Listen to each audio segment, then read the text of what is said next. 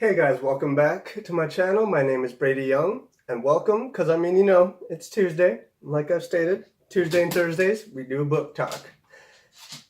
And again, like I stated before, I ordered more copies, so now I actually have the product here for you to see. So beautiful, right? Today's episode is, of course, number 6, a chapter, an increase in numbers. And I mean, come on, that's not really subtle.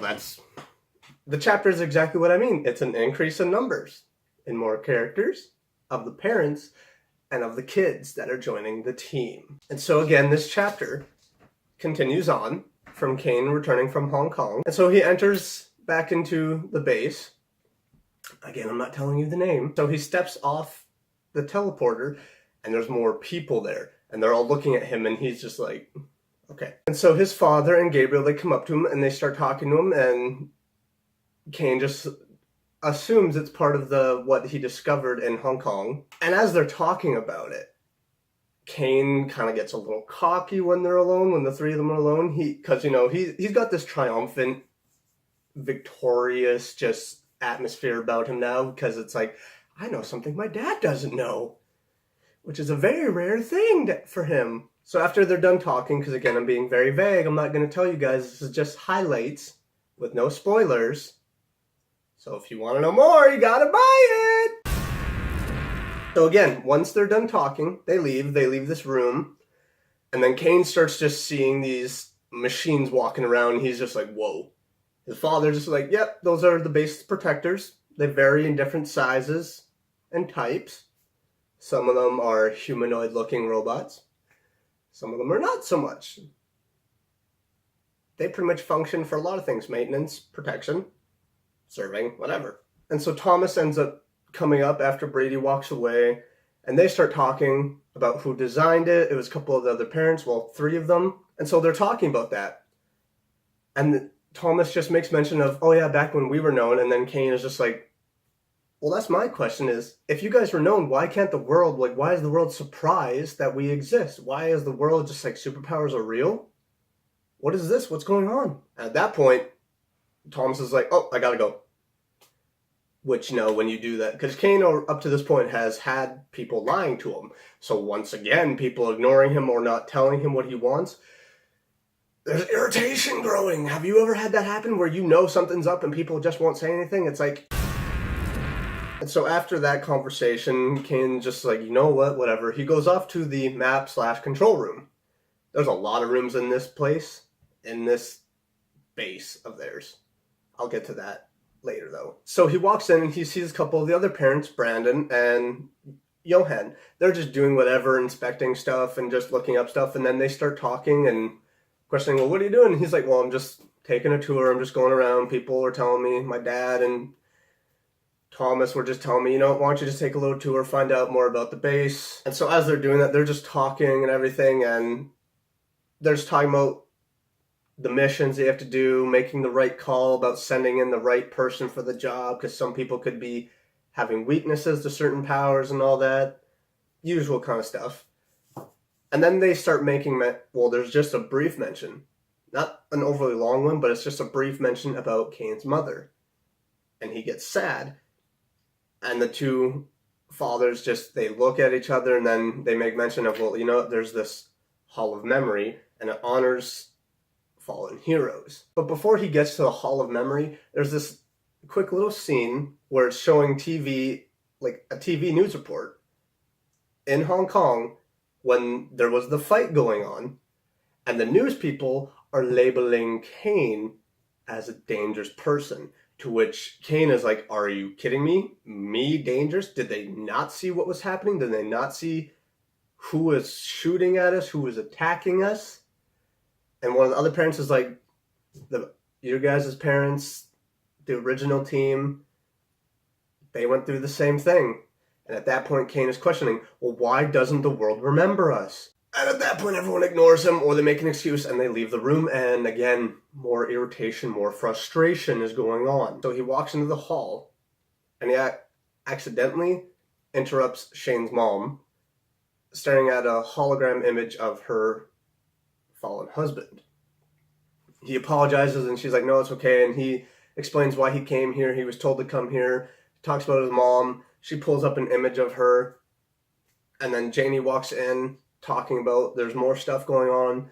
And again, I'm not going to say anything because you got to read it, because there's a lot that does happen in this book. And it does happen for motivation for other characters and all that. And at this point, when Janie walks in, they start talking again about his mom. And then Cain reveals what actually did happen to her. It is a very sad thing. And then you kind of get this sense, and it is very clearly, because Cain just outright says it, and he blames himself for what happened to her. And at that point, the two moms just check him, and they're not too happy with his words, and they tell him it's not his fault that things do happen.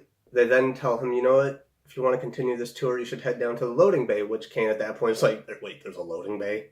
Like I said, there's a lot of things in this base. So he heads down to the LB through the elevators. Yes, there's elevators. That's how, again, this is how big this place is. So he heads down there and he just sees all these different aircrafts.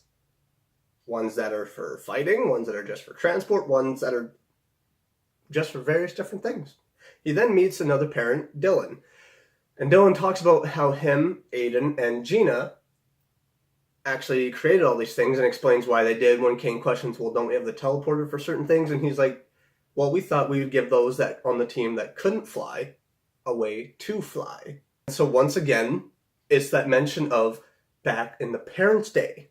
So again, Cain decides to ask, well, why can't anyone remember us? Why is everyone so surprised that superhumans exist, that powers are real? Dylan opens his mouth, but that's when Brady comes on the intercom calling everyone to come to the Chamber of Strategy. But before Cain goes, he gets mad, and his anger, things start shaking, but he calms down. He decides to pray and just ask for peace, strength, wisdom, and guidance, and all of that stuff. And so he goes to the chamber, and that's when Cain kind of has irritation towards his dad. His dad can tell, and they just have this telepathic conversation. But that's also the scene where we kind of get where it's actually revealed why everyone's called together. Brady and Gabriel, they reveal that there's an increase in numbers, not just within the team, but in superhumans in general. And they just talk about way back then, like way back in medieval times and all that, up to 2032. And so also with that, they introduce everyone, all the parents introduce themselves, all the kids introduce themselves. And as they're introducing themselves, as they get towards the end, one of the other parents just rushes in and goes, oh my gosh, you guys need to come and see this. There's a special news bulletin, something's happening. They're addressing so much stuff, and something bad is happening. And that is just where that chapter ends. It ends on such a cliffhanger of like, what is happening? But we'll get into that on Thursday. And like I said, I'm going to tell you about all the rooms. So of course there's the map control room, the Hall of Memory, the loading bay, the Chamber of Strategy, the teleporter room, but that's all connected to the core, which is just the center place where everything's connected. Now all with that, there's also the housing section, and there's also a med bay. I mean, of course there's got to be a med bay. There's training rooms, lots of them, and some of the training rooms are for certain individuals only, because certain rooms are actually built to handle their types of powers. There's also the engine room, of course, that keeps the base aloft, keeps it floating. The archive of the base's name, again, I'm not saying. And there's also the Hall of Heroes. We also have in there, in the base, the Forge, where weapons and armor and all that stuff is made. And of course, you can't have a base, you can't have this place where all the heroes converge without having a mess hall.